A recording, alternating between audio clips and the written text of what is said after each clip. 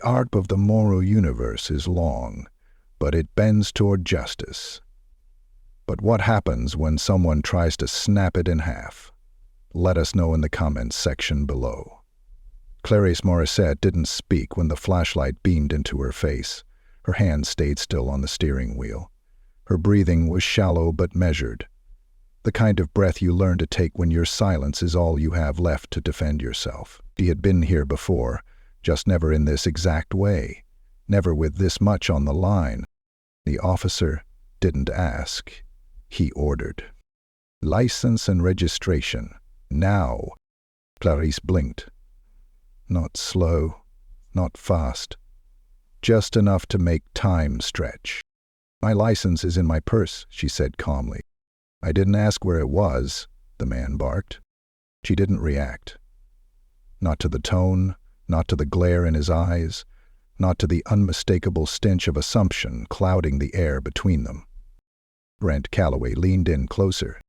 Why do you always take this long to follow a simple instruction? Clarisse had met men like him her entire career, men who confuse a badge with permission, who wield authority like a sledgehammer instead of a shield. But none had ever raised their hand to her. Not. She kept her eyes forward, both hands visible, posture composed. She moved with surgical precision, retrieving her wallet and sliding her license out with 2 fingers like she'd done 1,000 times before. She handed it to him without eye contact. The name Clarisse Morissette gleamed beneath the lamplight on the plastic card. Brent's jaw flexed. His eyes moved from the ID to her face, back to the ID. The real name? He muttered. She gave a single nod. You got anything else in this car I need to know about? Step out of the vehicle. It wasn't a question. It was a ritual. She knew the rhythm of it, the forced compliance, the humiliation served cold and public. It didn't matter how she looked, what she drove, or what she represented. What mattered was what Brent thought when he saw her skin. She stepped out. He was already reaching for his radio, muttering codes, glancing around like this was a trap set for him instead of her. His hand brushed against his belt. Not quite at the gun, not yet. She stood tall in her heels, blazer pressed, hair tucked beneath a silk scarf. Everything about her said power. Quiet, understated, but absolute. That only made it worse. He circled the car. You work for the government? He asked without looking at her. Yes. What kind? Judicial. That made him pause. A flicker of something? Uncertainty, maybe? Flashed in his eyes, but it vanished under the weight of his own arrogance. Judicial like a clerk, or judicial like you type up minutes? Her mouth stayed closed. Answer me, he barked. I'm a federal judge, she said finally. There. It was like a needle dropped onto a record. He stared. For a moment, just a moment, he didn't believe her. Or maybe he didn't want to. The gears in his mind turned, but they weren't designed for this. Black, female, calm, powerful. He had never had to swallow all of that at once. Prove it, he said. Clarisse tilted her head. Would you ask a white man with a badge to prove he's not a criminal? Wrong move. The slap came before the sentence finished echoing. It wasn't hard. It wasn't even the worst she'd experienced in life, but it was loud, sharp, designed to humiliate. And it was public. Someone had already pulled out a phone. Someone was already yelling. Someone had screamed. But Clarisse didn't move. She didn't touch her cheek. She didn't flinch. Her only response was a quiet, seething stare that met Brent's eyes and held them in place like a courtroom gavel. That was the moment everything shifted. Because now it wasn't just a stop. It wasn't just a slap. It wasn't even just about her. It was about who she was, and who he had just laid hands on. She turned her face toward the gathering crowd, her voice still low, still even. I am Judge Clarisse Morissette, she said, clear enough for every phone camera to catch. There were gasps. Somewhere in the background, Brent's radio squawked. Another officer's voice came through, but he didn't hear it. He had already lost control. And he knew it. The moment the words left Clarisse's mouth, the air changed, not just between her and Officer Brent Calloway, but across the entire street. The recording phones dipped for a second as people turned to one another, mouthing, "Judge?" Brent's eyes narrowed. His grip tightened on his belt like a child clutching a security blanket. "You think throwing out some fancy title's gonna scare me?" he hissed under his breath, just loud enough for her to hear. "No," Clarisse replied calmly, "but it might just scare the people who sign your paychecks." The crowd had thickened. Someone had already gone live. One woman in a red hoodie had her hand over her mouth, shaking her head slowly. A teenage boy whispered to his friend, "That dude's dead. He don't even know it yet." Clarisse still hadn't touched her face. The imprint of his hand was faint but visible, spreading into a slow blush across her right cheek. Her pearl earring glinted under the streetlight, the only part of her that looked remotely disturbed. Everything else was still, poised. A new set of tires rolled up in the distance, another cruiser. Back. Brent straightened his shoulders, as if reinforcements would save him. "Don't deal with you," he muttered. "No," she said again, her tone firmer this time. "They'll deal with you." The second officer stepped out, younger, clean-shaven, his eyes scanning the scene like he already knew it had gone sideways. He walked toward Brent with hesitation. "What's going on here?" the younger officer asked. Brent didn't answer. His jaw was working overtime. His mouth opened, then closed. The younger officer turned to Clarisse. "Ma'am, are you all right?" Clarisse's eyes never left Brent. "I was assaulted by a law enforcement officer during an unlawful traffic stop. It's on multiple videos. I expect the body cam will show the same." Brent flinched. His hand rose instinctively to the camera pinned to his chest. It was blinking. "Still rolling." The younger officer's brow furrowed. "I'm gonna need to see that footage," he said quietly. Brent didn't move. Clarisse stepped forward. Not aggressive, not loud. She simply moved into the space her title commanded. "I am Judge Clarisse Morissette, Federal Circuit Court. I am en route to a judicial conference in Austin. This man pulled me over without cause, demanded I exit my vehicle, and slapped me when I identified myself." The young officer looked from her to Brent, then back again. "Ma'am, I need you to remain here while we—" "Ishler? I will not be remaining anywhere unless I am formally detained," Clarisse said. "Am I being detained?" The officer hesitated. "No, ma'am." "Then I expect a formal apology. Now, before I take further action." Brent laughed under his breath. "Short. Angry. You think you're special because you sit in a robe," he snapped. "No," she said. "I'm special because I earned every inch of ground I stand on. What have you earned, Officer Calloway? The right to assault women you assume can't fight back?" Someone in the crowd clapped. Brent turned, red rising up his neck. "Everyone here needs to get back," he barked. "Too late," came a voice from behind the phones. "We already saw it." Clarisse stepped forward again, her heels clicking softly against the pavement. "You have a choice, officer. You can own this moment, or you can let it own you." The younger officer's radio crackled. A dispatcher's voice came through, clipped and professional. "Unit 11. Report says we've got a possible assault by officer. Backup is en route. Stay on scene." Clarisse folded her arms across her chest. Brent took a step toward her, then froze. He looked around for the first time. Really looked. The thumbs, the eyes, the badge that felt heavier than it ever had. His voice came out flat. "I didn't know who you were." Clarisse raised an eyebrow. That's the problem. You didn't need to know who I was to treat me with dignity. Silence followed her words like an echo. Even the teens stopped whispering. The younger officer tapped something into his phone. "Ma'am, would you be willing to file a formal complaint at the station?" "I'll be filing with Internal Affairs and the Civilian Oversight Committee," she replied. "And if necessary, I'll file charges." Brent opened his mouth again, but nothing came out. Clarisse finally turned to look at the crowd.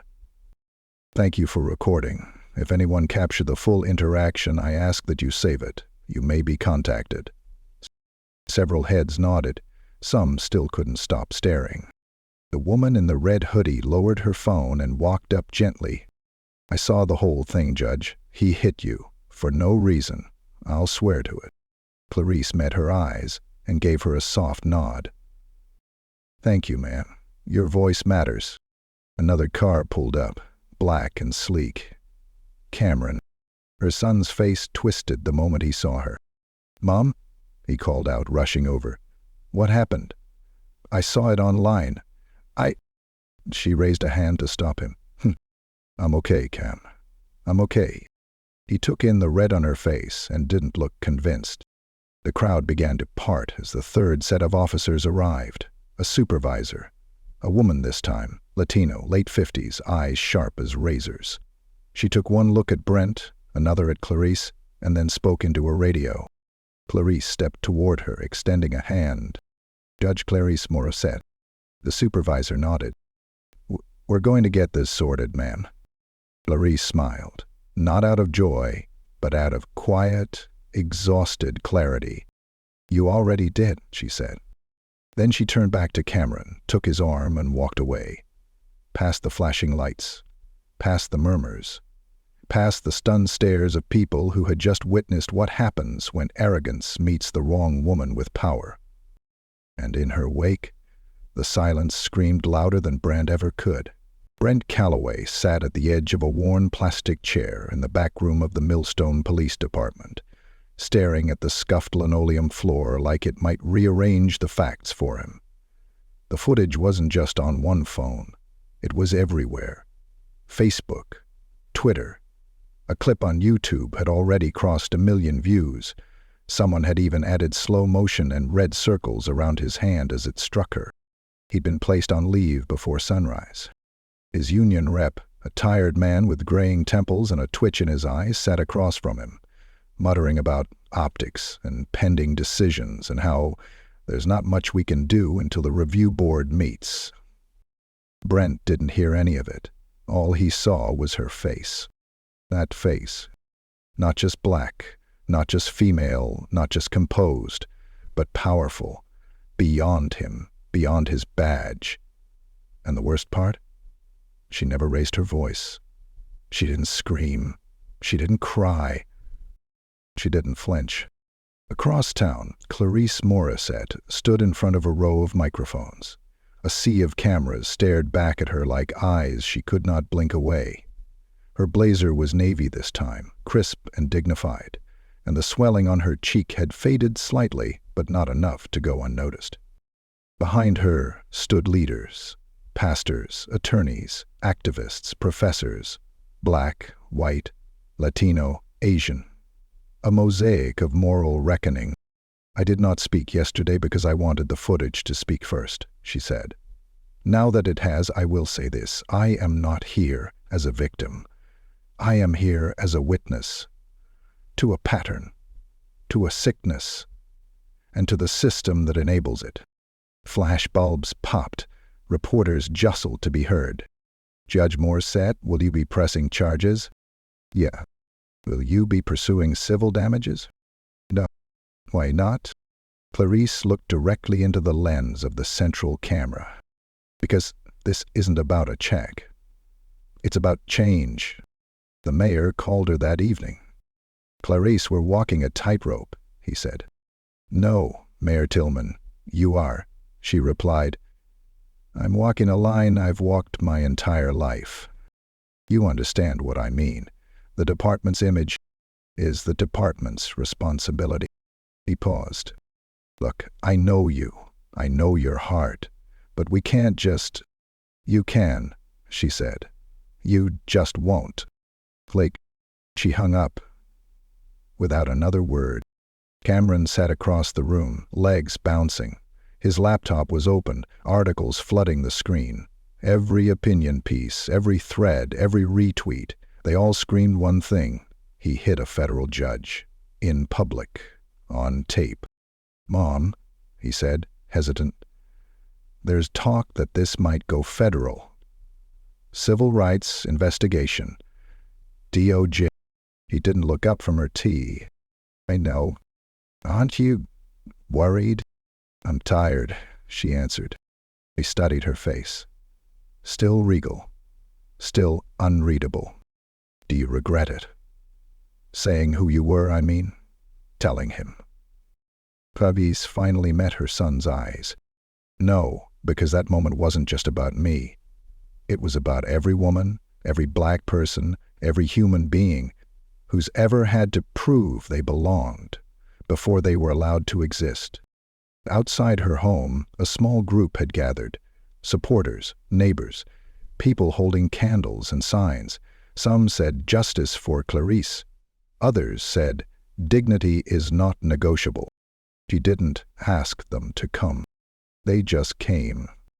In another corner of the city, at a narrow kitchen table stacked with half-empty beer cans, Brent's father watched the news with clenched fists.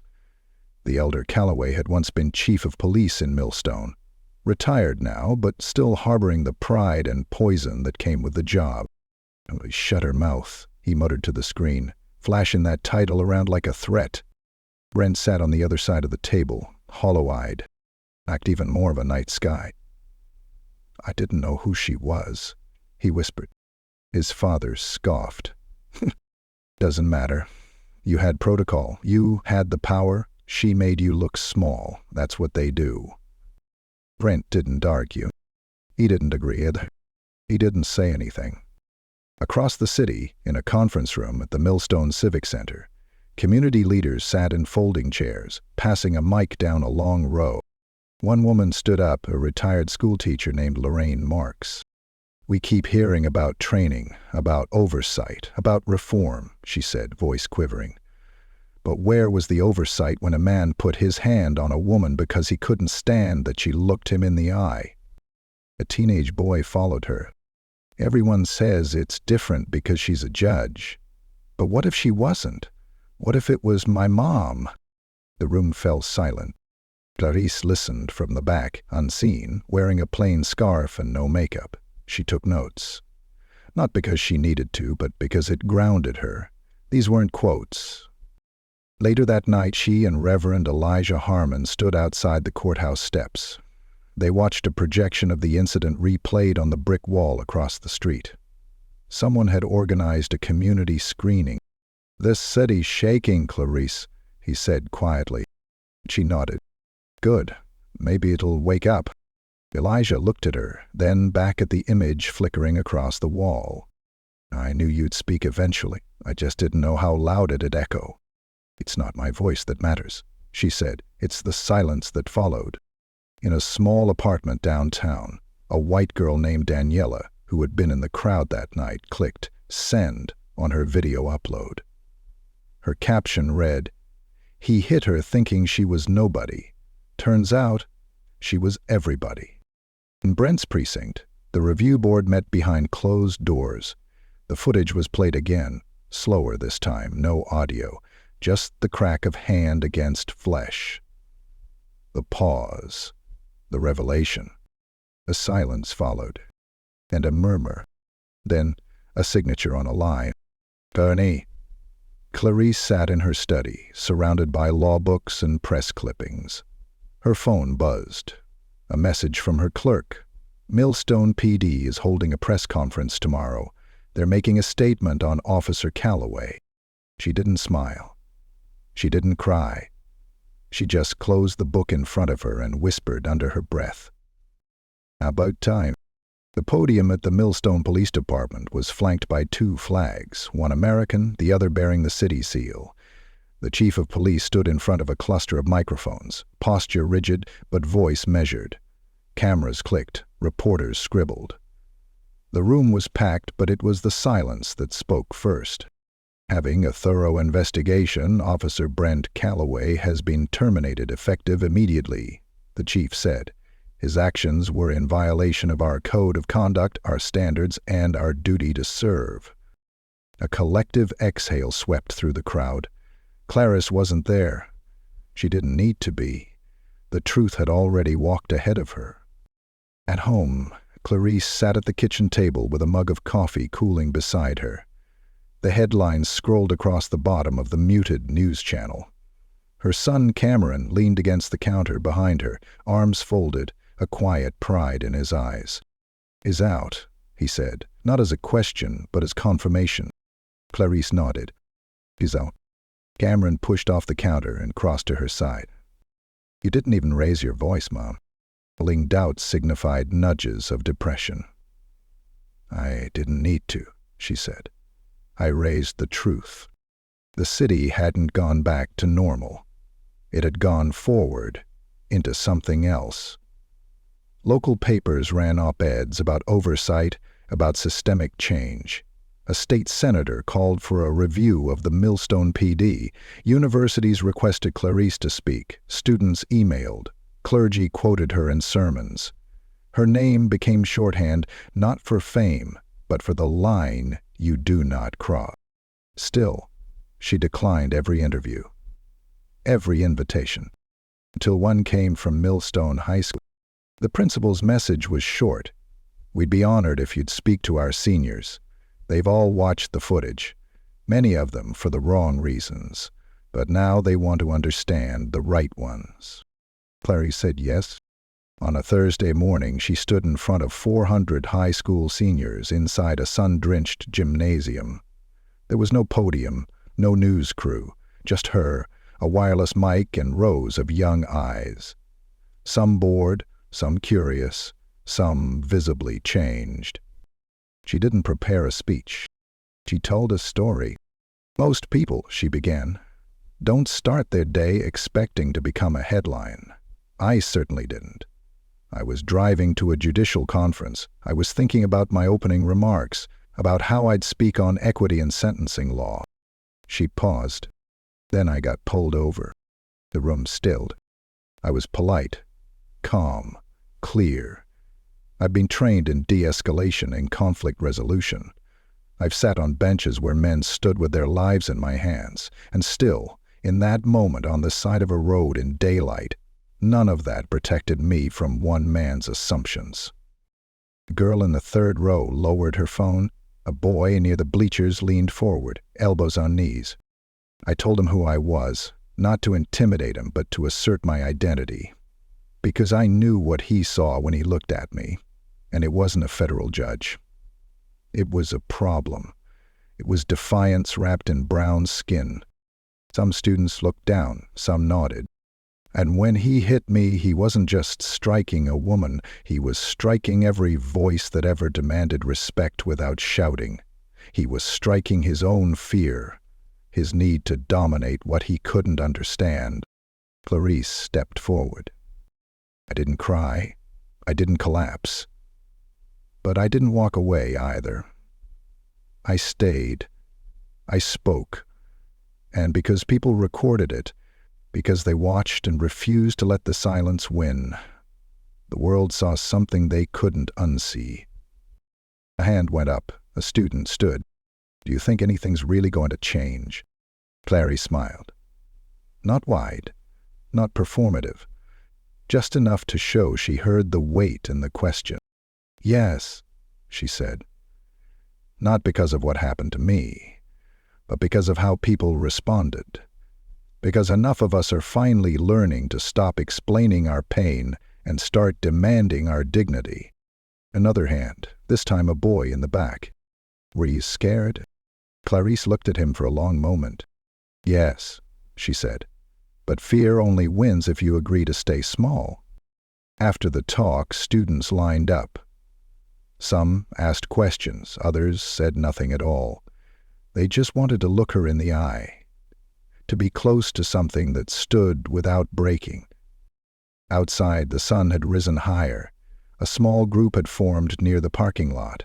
Parents, teachers, even a few local officers in plain clothes. Among them was Detective Teresa Monroe, one of the only officers who had spoken out internally after the incident. She stepped forward. "Judge Morissette," she said, extending her hand. Clarisse took it and started pushing for a bias review board. Teresa said, "It's internal for now, but it's something." "It's more than something," Clarisse replied. "It's a start." As she turned to leave, a soft rustling behind her caught her attention. The woman in the red hoodie from that night, the witness, was walking toward her, holding something wrapped in brown paper. "I made you something," she said, slightly out of breath. "It's small, but I felt like I had to."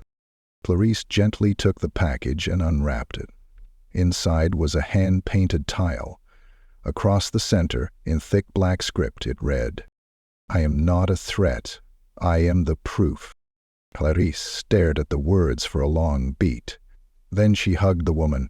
No titles, no cameras, just two people who had stood in the same night and come through different sides of it with the same fire in their chest. Weeks passed. Brent Calloway relocated to another state. No fanfare, no ceremony. His union fought for arbitration. They lost. The footage became a case study at police academies. It was uncomfortable, and that was the point. Clarisse kept working, kept ruling. But now her chambers received letters from girls across the country, young black women saying, "I saw you. I didn't know judges could look like me. Now I do." Cameron made a short film about the incident for his college media project. It won state, not because of fancy editing, but because of one single moment he slowed down for emphasis. Clarisse standing, silent, steady, one thing. That was all it took to change the story. And one woman. That was all it took to end it differently. Because this time, the slap didn't close a chapter. It opened a door. And this time, justice didn't knock. She walked right through it.